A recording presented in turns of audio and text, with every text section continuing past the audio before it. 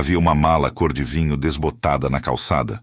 Aquela mala que tinha viajado apenas uma vez na vida, para uma excursão à Aparecida do Norte, havia quase 20 anos. E agora estava ali, parada no meio-fio do Jardim das Acácias, com o peso de 72 anos de uma vida inteira dobrada dentro dela, enquanto a porta da casa que ela mesma havia mandado pintar de branco se fechava por dentro com um clique seco, definitivo, como o som de uma promessa que ninguém havia feito, mas todos haviam quebrado ao mesmo tempo. Se você já deu tudo o que tinha, o seu tempo, o seu sono, o seu silêncio, a sua vontade, e mesmo assim, um dia se viu de fora, olhando para uma porta fechada e tentando entender como o amor que você plantou pôde não ter raízes suficientes para te segurar. Então esta história é para você. Porque há um tipo de dor que não tem nome nas conversas de família. Uma dor que não aparece nos retratos de fim de ano, que fica escondida atrás do sorriso de quem serve o prato de todo mundo antes de sentar. E às vezes é preciso uma tarde de terça-feira, uma mala velha na calçada e uma vizinha com chá na mão para que uma mulher finalmente descubra que Deus não a esqueceu. Ele só estava mudando o endereço dela. Antes de começar, eu te convido a se inscrever no canal e a ficar até o final desta história. O seu apoio nos ajuda a continuar criando narrativas como essa, que falam de fé, de recomeço e do tipo de força silenciosa que só as mulheres que já carregaram o mundo nas costas conhecem. Aperta o botão de inscrição, ativa o sininho e vem comigo. O Jardim das Acácias não era o bairro mais bonito de Fortaleza, mas tinha uma beleza discreta, do tipo que só aparece para quem sabe olhar devagar. As ruas eram largas demais para o asfalto que tinham. Então, as calçadas cresciam irregulares, com raízes de árvores empurrando as pedras para cima, como se a terra insistisse em mostrar que estava viva embaixo de tudo. As casas eram coladas umas nas outras.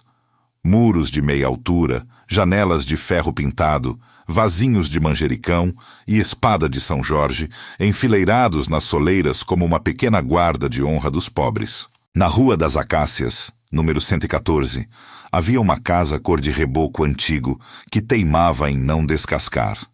A fachada tinha uma grade azul piscina, que já havia sido verde, e sobre a porta principal pendurava um letreiro de cerâmica esmaltada com uma frase que ninguém mais lia, porque estava lá fazia tempo demais.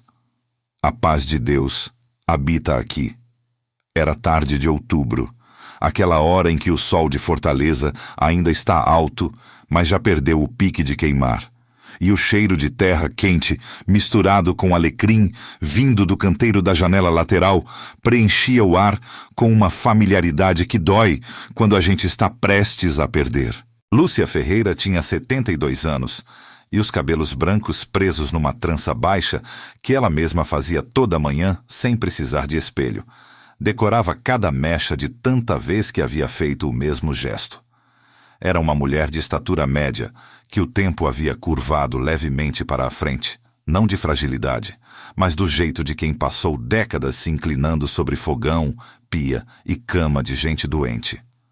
As mãos eram grandes para o tamanho do corpo, ásperas nas pontas dos dedos, com uma veia saliente no dorso direito que os netos mais velhos chamavam, quando eram pequenos, de a cobra da vovó. Ela ria quando diziam isso.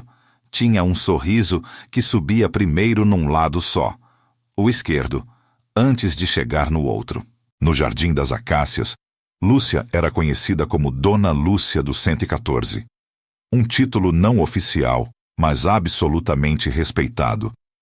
Era ela quem sabia onde ficava a certidão de todo mundo, quem tinha o número do postinho de saúde memorizado, quem mandava marmita para o seu Raimundo do final da rua quando ele ficava mal.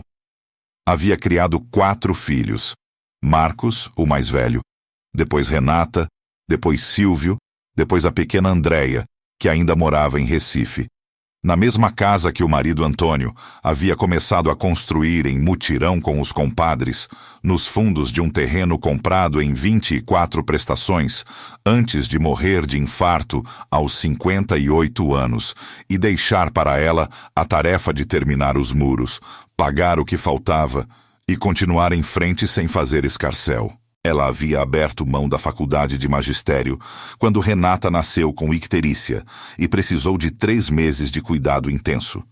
Havia adiado a viagem que sonhava fazer à Serra Gaúcha porque Marcos havia perdido o emprego e precisou morar em casa por 2 anos. Havia dormido incontáveis noites no sofá para ceder o quarto quando algum dos filhos trouxe alguém para ficar. Não reclamava disso. Não porque não sentisse. Sentia, mas havia aprendido cedo que o amor que ela conhecia era esse. O que não ocupa espaço, o que não pede vez, o que sustenta de baixo sem aparecer na fotografia. Naquela terça-feira, como em toda terça-feira, Lúcia havia acordado às 5h40 da manhã com o despertador do celular velho que Silvio havia lhe dado 2 natais atrás. Levantou devagar, prendeu a trança, botou o chinelo de quarto e foi até a cozinha sem acender luz, porque conhecia cada centímetro daquele corredor. Colocou a chaleira no fogo. Marcos gosta do café com mais açúcar desde que parou de fumar. Preciso lembrar. Abriu a janela dos fundos e o calor úmido de Fortaleza entrou de uma vez, com cheiro de mato e de manhã. Varreu a área de serviço enquanto o café passava. Patrícia deixou a máquina de lavar tampada errado outra vez. Se acumular mofo, ela vai dizer que fui eu. Dobrou os panos de prato. Andréia vai ligar no fim de semana. Ou não vai. Ela anda sumida. Havia uma qualidade específica no silêncio daquela cozinha às 6 da manhã que Lúcia sabia ler, como se fosse um idioma. O silêncio de quando a casa estava em paz era um silêncio morno, gordinho, com o som do ventilador do quarto do fundo e o farfalhar da acácia no quintal. Mas o silêncio daquelas últimas semanas tinha uma textura diferente. Era o silêncio de quem está sendo tolerado. E ela sabia a diferença. Há um tipo de solidão que só conhecem bem as mulheres que passaram a vida inteira no centro de tudo. Não é a solidão de quem está só. É a solidão de quem está cercada e ainda assim sente que o espaço que ocupa vai diminuindo, centímetro a centímetro, como se o mundo fosse educadamente, mas firmemente empurrando ela para as bordas. Lúcia não teria conseguido nomear esse sentimento se alguém perguntasse. Mas o seu corpo sabia.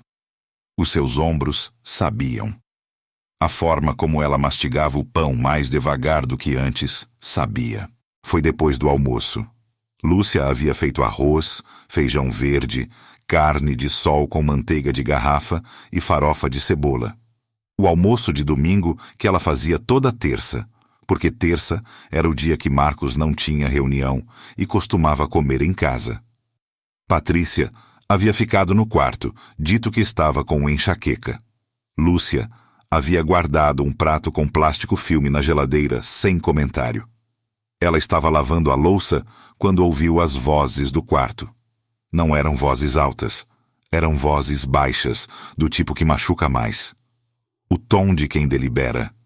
Ela desligou a torneira. Não por bisbilhotice, desligou porque as mãos pararam sozinhas. Não dá mais, Marcos. Eu te disse antes de a gente casar. Ela é minha mãe, Pati. Eu sei quem ela é, e eu te amo. Mas essa casa não tem espaço para as duas. Houve uma pausa longa. Lúcia ficou parada, com as mãos molhadas, sobre a borda da pia de granito escuro, olhando para a janela onde um pombo pousou e foi embora em 2 segundos. Depois ouviu Marcos dizer, com uma voz que ela reconheceu, mas não reconheceu ao mesmo tempo. A voz de um menino que está prestes a fazer uma coisa que não quer, mas vai fazer assim mesmo. Deixa eu conversar com ela. Ele veio para a cozinha 15 minutos depois.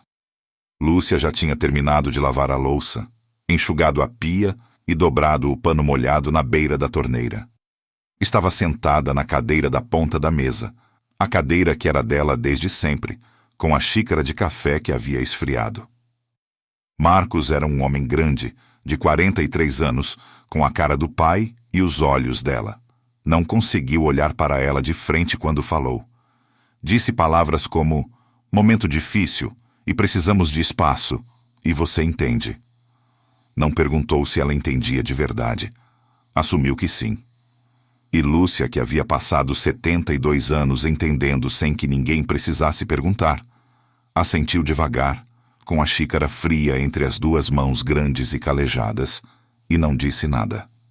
Não porque não tivesse nada a dizer, mas porque havia uma dor que entrou naquele momento que era grande demais para caber em palavra nenhuma. Lúcia tinha 41 anos quando Antônio morreu. Era uma quarta-feira de março, com chuva fina, e ela estava na padaria da esquina comprando pão quando o telefone do vizinho tocou. Ainda não havia telefone no 114. Correu descalça metade do caminho. Quando chegou ao hospital, o médico já estava no corredor com uma expressão que ela conheceu antes de qualquer palavra. Naquela noite, depois que os filhos dormiram, Marcos com 15, Renata com 13, Silvio com 10, Andréia com 6. Ela foi até a cozinha e ficou sentada no escuro por um tempo que não soube medir. Não chorou. Ficou olhando para a parede, onde havia uma manchinha de umidade, que Antônio sempre dizia que ia consertar. E fez uma promessa silenciosa e feroz, não a Deus, não ao marido morto, mas a si mesma, ou talvez a todos eles ao mesmo tempo. Eu seguro tudo. Eles não vão sentir a falta de nada que eu puder dar. E ela tinha segurado. 31 anos segurando. Havia trabalhado como costureira em casa, depois como auxiliar de cozinha no colégio do bairro, depois vendendo quentinha na rua, até os joelhos não aguentarem mais. Havia segurado a casa, as contas, os choros, as doenças, as birras, os casamentos, os filhos dos filhos. Havia guardado o próprio luto no fundo de uma gaveta e ido fazer o almoço no dia seguinte ao velório, porque tinha 4 bocas precisando comer.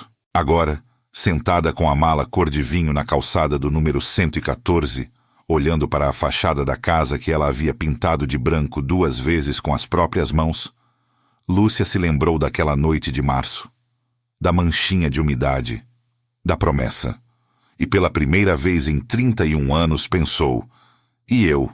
Quem segurou a mim? Existe um equívoco silencioso que muitas mulheres carregam sem saber que carregam, o de que amor e apagamento são a mesma coisa. Que dar tudo é a prova máxima de que se ama de verdade. Que existir para os outros, completamente, sem reservar nada para si, é virtude e não é perda.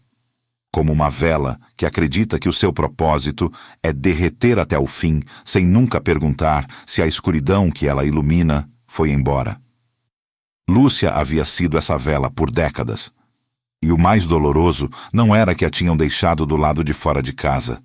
Era que, sentada naquela calçada com a tarde esquentando o concreto embaixo dela, ela percebeu que havia colaborado. Havia ensinado, sem querer, que ela não precisava de vez, porque nunca pediu uma. Ela ficou na calçada por talvez 20 minutos. Nenhum vizinho parou. Era a hora do trabalho. A rua estava quase vazia, e uma mulher idosa sentada na calçada com uma mala pode parecer, para quem passa depressa, simplesmente uma mulher esperando alguma coisa. Lúcia estava esperando de fato. Esperando que a porta se abrisse de novo. Esperando que Marcos saísse e dissesse que havia se enganado. Esperando alguma coisa que ela mesma não sabia nomear. Um sinal, uma voz, qualquer coisa que dissesse o que fazer a seguir. O telefone tocou. Era Renata.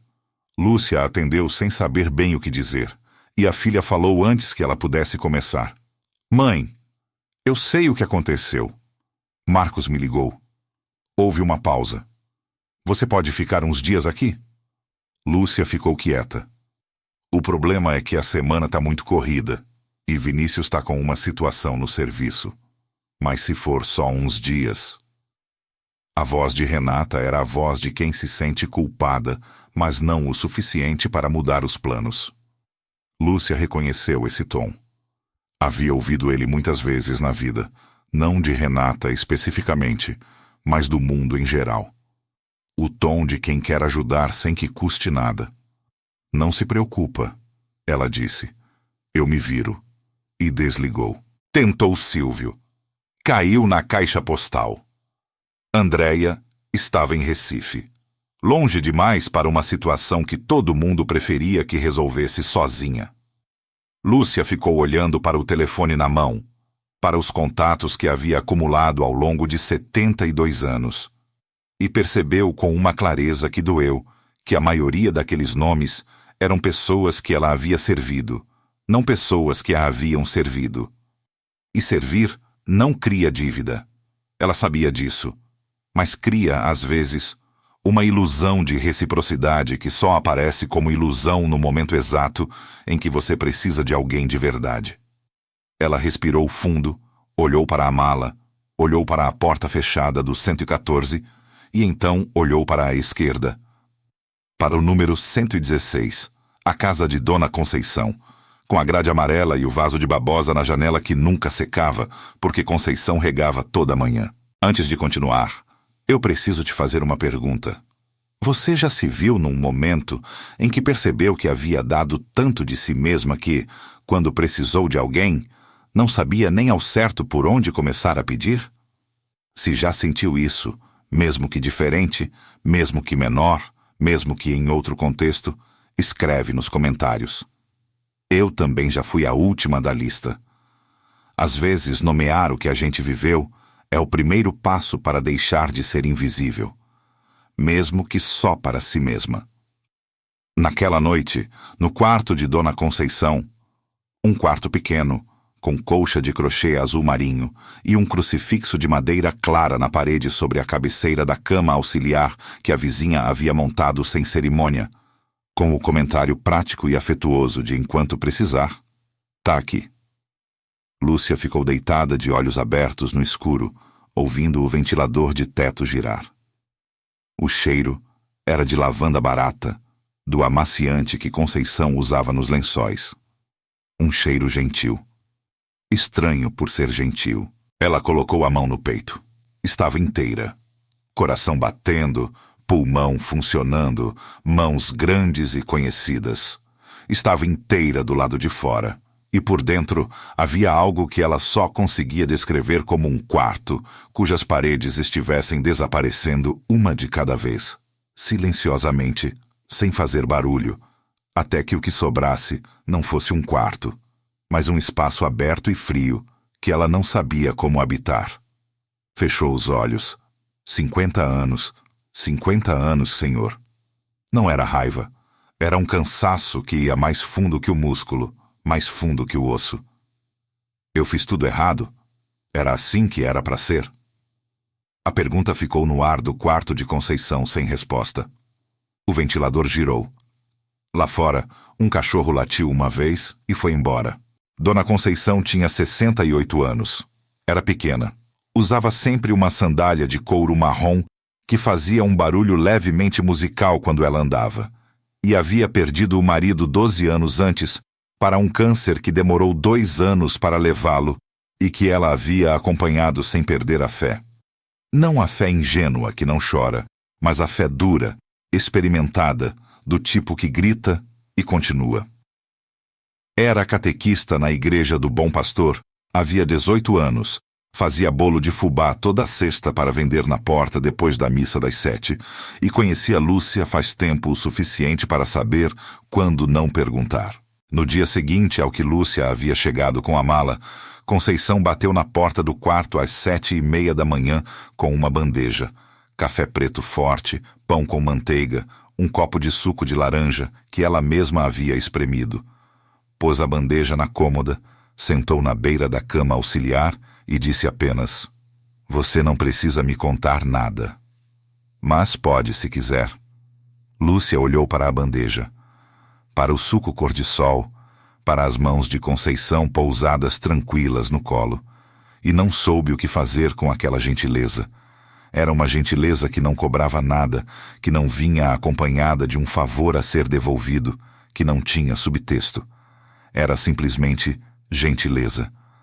Lúcia percebeu, com um pequeno choque de reconhecimento, que não sabia muito bem como recebê-la. Na primeira semana, Conceição levou Lúcia ao quintal e mostrou-lhe a horta que cultivava nos fundos. Canteiros de madeira rústica com alface, cebolinha, coentro e, no canto direito, um pé de maracujá que subia pela parede do vizinho em espirais verdes e insistentes.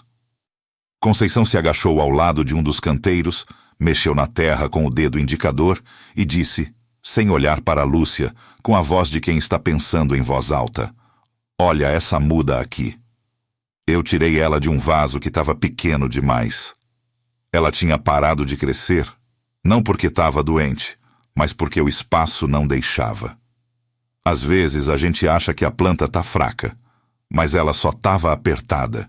Ficou quieta. Continuou mexendo na terra. Lúcia ficou parada atrás dela olhando para a muda. Uma plantinha de rúcula, com folhas de um verde quase amarelado, que havia sido transplantada havia poucos dias e ainda exibia as raízes meio expostas, ainda encontrando o próprio caminho nessa nova terra. E algo aconteceu nela naquele momento. Não um raio, não uma revelação dramática, mas algo menor e mais verdadeiro, uma fresta. Como quando uma janela que estava fechada faz tempo abre só um dedinho e o ar de fora entra diferente, com um cheiro de coisa real. Lúcia pensou sem querer pensar. Será que fui eu que parei de crescer? E a pergunta não doeu como as outras perguntas. Essa pergunta, estranhamente, tinha ar. 3 semanas depois de estar em casa de Conceição, numa quinta-feira à tarde, Lúcia foi com ela à igreja do Bom Pastor pela primeira vez. Não era a primeira vez que ela pisava numa igreja. Havia sido batizada, havia batizado os filhos, havia casado e velado o marido com a bênção da igreja. Mas havia muito tempo que não entrava numa pelo próprio desejo. Entrou com cautela, como quem não tem certeza de que vai ser bem-vinda. A igreja do Bom Pastor era pequena, de tijolos aparentes, com bancos de madeira desgastada e janelas altas que deixavam entrar um tipo específico de luz. Nem dourada nem branca, mas uma luz de dentro de tarde, morna, que caía oblíqua sobre as fileiras de bancos e tornava tudo ligeiramente irreal. O pastor Elias estava arrumando folhas de hino sobre o altar quando elas chegaram. Um homem de 50 e tantos anos, de óculos redondos e camiseta azul, que cumprimentou Conceição com familiaridade e estendeu a mão para Lúcia com um sorriso sem intenção. "A Conceição já me falou de você", ele disse. "Bem-vinda." Não havia nada de especial nessas palavras. Eram palavras comuns, de boas-vindas comuns. Mas Lúcia percebeu que estava com os ombros levantados, de tensão, e que eles baixaram quando ele disse isso. Ficou para a reunião do grupo de apoio que o pastor coordenava. Era uma roda de cadeiras plásticas no salão paroquial, com um bule de café no centro e 12 pessoas que ela nunca havia visto. 8 mulheres e 4 homens, entre 60 e 80 anos, todos com alguma coisa no rosto que ela reconheceu sem conseguir nomear imediatamente. Só quando a senhora de cabelo oxigenado à sua direita começou a falar, com voz cansada, mas sem pedir desculpa por ocupar espaço, Lúcia reconheceu. Era o rosto de quem já sentiu que foi esquecido, e estava ali de qualquer jeito. Ela não falou nada nessa primeira reunião. Mas quando voltou para a casa de Conceição, havia algo diferente no peso dos próprios passos. Nas semanas seguintes, Lúcia começou a ir ao grupo toda quinta-feira. Primeiro ficou quieta, ouvindo. Havia uma mulher chamada Ivone, 70 anos, viúva, filhos em São Paulo, que falava com uma franqueza sem amargor que Lúcia achava difícil de entender a princípio. Ivone não pedia desculpa por sentir. Nomeava o que sentia com a mesma naturalidade de quem descreve o tempo lá fora. "Estou com saudade. Estou brava. Estou com medo."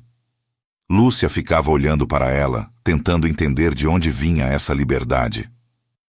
Há coisas que se aprendem quando se para de fingir que não precisam ser aprendidas. No final da 4ª reunião, O pastor Elias pediu que cada um dissesse uma coisa que havia feito bem na vida.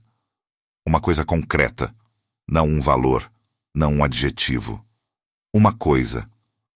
Quando chegou na vez de Lúcia, houve um silêncio em que ela sentiu o impulso de dizer nada ou não sei.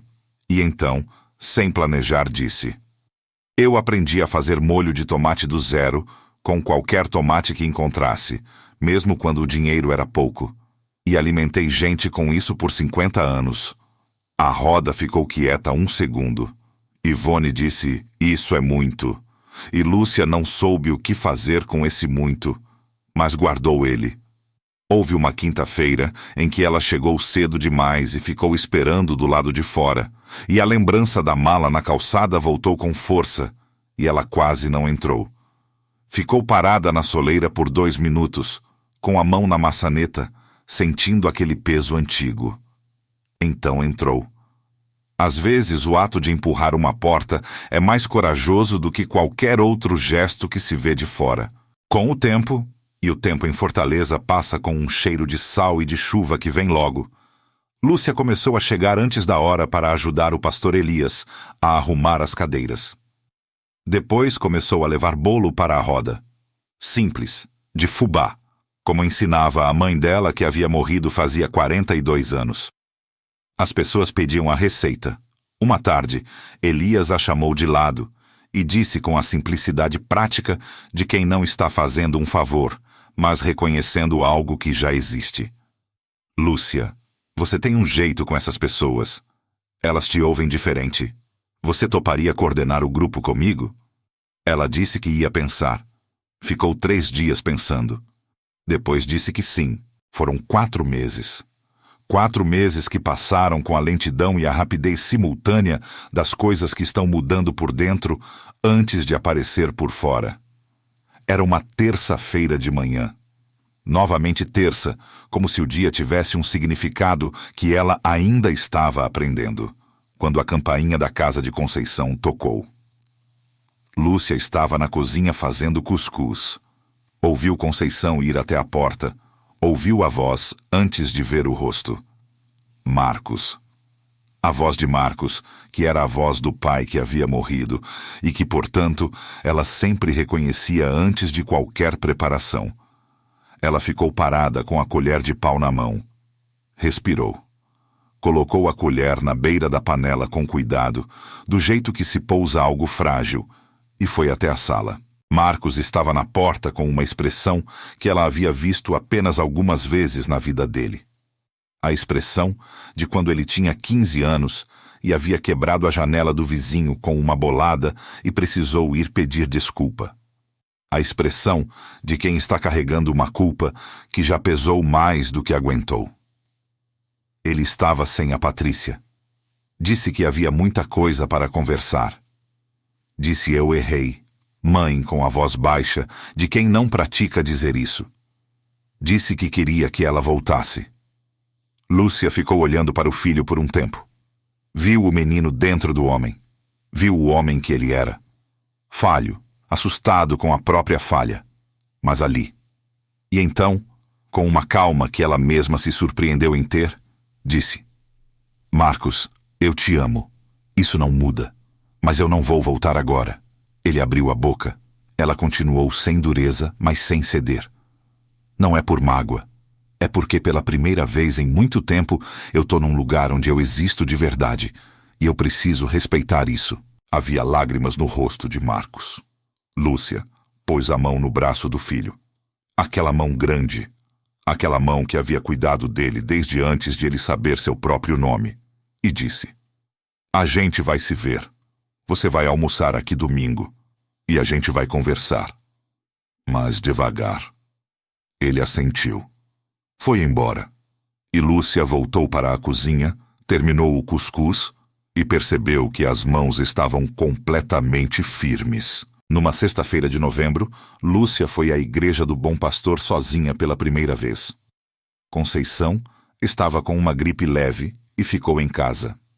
Era a reunião do grupo que ela agora coordenava. Ela chegou cedo, abriu o salão com a chave que o pastor Elias havia lhe entregado numa cerimônia casual e despretensiosa, Toma, você vai precisar mais do que eu. E começou a arrumar as cadeiras em roda. 12 cadeiras. Depois trouxe o bule do café, ligou o fogãozinho do cantinho, colocou a água para ferver. No centro da roda, pôs um pano de mesa bordado que havia trazido de casa de Conceição. Azul marinho, com flores brancas nos cantos, que a vizinha havia dado de presente sem cerimônia. Quando as pessoas começaram a chegar, Ivone, o seu Benedito que havia perdido a mulher no inverno, a nova que chamava Graça e ainda não falava muito, Lúcia ficou na porta recebendo cada um com a mão estendida e um sorriso que subia primeiro no lado esquerdo. Era o mesmo sorriso de sempre, mas havia nele agora algo que antes não estava. A leveza de quem não está sorrindo para agradar, mas porque está de fato contente de estar ali. Mais tarde, organizando as cadeiras de volta no final da reunião, ela encontrou no fundo da bolsa, sem querer, a chavinha do número 114. Aquela que havia guardado por hábito e nunca devolvido. Ficou olhando para ela na palma da mão por um momento. Então, a pôs sobre a mesa com cuidado, abriu a bolsa de novo e pôs dentro dela a chave do Bom Pastor. Lúcia Ferreira não encontrou um novo começo apesar de ter sido expulsa de casa. Ela o encontrou por causa disso. Não porque a dor fosse necessária como punição, mas porque às vezes Deus permite que as estruturas que nos aprisionam desabem exatamente para que possamos ver que sempre tivemos pernas próprias. Ela havia acreditado, durante décadas, que o seu valor estava no que ela dava. O que aprendeu, num quarto de colcha azul marinho, numa roda de cadeiras plásticas, na terra revolvida de uma horta de quintal, foi que o seu valor existia antes de qualquer serviço, e que servir a partir de um lugar de plenitude é completamente diferente de servir a partir de um lugar de medo de não ser amada. Há uma promessa que aparece repetidas vezes nas Escrituras, de formas diferentes, mas com a mesma convicção, que nenhuma semente lançada em terra boa se perde. Que aquilo que foi cultivado com amor, mesmo quando não foi visto, mesmo quando não foi reconhecido, mesmo quando foi tomado como garantido, tem raízes que Deus conhece e que Ele, no tempo dele, que não é o nosso tempo, mas é sempre o tempo certo, faz frutificar de maneiras que a gente não imaginou. Lúcia havia semeado por 50 anos, e o que ela pensou que havia perdido numa tarde de terça-feira foi, na verdade, o momento em que Deus a tirou de um vaso pequeno demais para plantá-la em terra aberta. E talvez você, que está ouvindo esta história agora, também reconheça em Lúcia alguma coisa de si mesma. Talvez você também tenha dado tanto que esqueceu de guardar um pedaço para a própria alma. Talvez você também esteja numa situação que parece fim, mas que Deus está usando como porta. Se for assim, e você vai saber se for assim, porque vai sentir enquanto eu digo, saiba que o que aconteceu com Lúcia não foi exceção. É promessa, para ela, e para você também. Se esta história tocou o seu coração, escreve aqui nos comentários. Eu também fui plantada em terra nova. Esse comentário é o seu testemunho, e pode ser exatamente o que uma outra mulher, em algum lugar, precisa ler hoje para ter coragem de continuar. Compartilha este vídeo com alguém que você conhece que está carregando uma mala pesada. Alguém que deu tudo e está com medo de que não reste nada para ela. Às vezes, uma história é a única coisa que diz o que a gente não sabe mais dizer com palavras próprias. Se você ainda não se inscreveu no canal, inscreve agora e ativa o sininho. A gente continua aqui, toda semana, com histórias como a de Lúcia, histórias de gente real, de fé real, de recomeço possível. Até a próxima. E que Deus guarde cada uma de vocês, com o cuidado que vocês tanto merecem.